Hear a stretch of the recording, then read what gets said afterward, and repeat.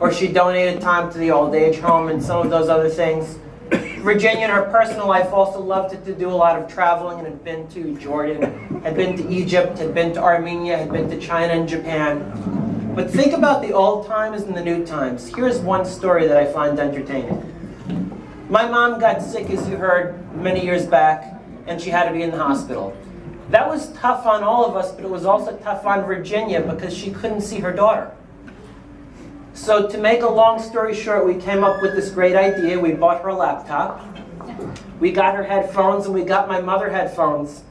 If you can imagine the nurse's reaction when a 75-year-old woman and her 96-year-old mother were Skyping back and forth, you can only imagine.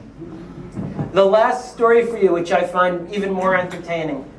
I'm sure many of us were impacted by Hurricane Sandy, right? Fortunately, Hurricane Sandy impacted my family not so poorly. My house was fine. The power was working. My grandmother's impact was only the power. The power was out. So it was fortunate for my wife and I. My grandmother stayed with us for 10 days, which is great. We had great meals every night. We would come home from work perhaps at 10 o'clock at night or 9 o'clock at night after a long day's work, and there would be Virginia with these delicious Armenian meals. Wonderful. And my wife and I looked at each other and we just had a great time. But there was one thing that we saw. The food was very, very different the way Virginia cooked it. And the last night when she was about to depart, we asked a couple of questions and we found out one thing.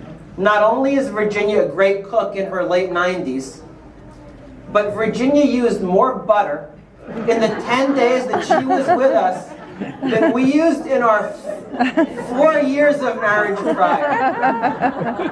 That proves something. All kidding aside, we're very fortunate to have such a remarkable woman and such a great role model with us.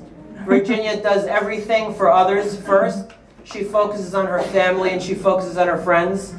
We thank the church for being so welcoming towards my grandmother and my family. And we thank my grandmother for being so welcoming on all of us. I think we're all better because we know you. Yes. Thank you.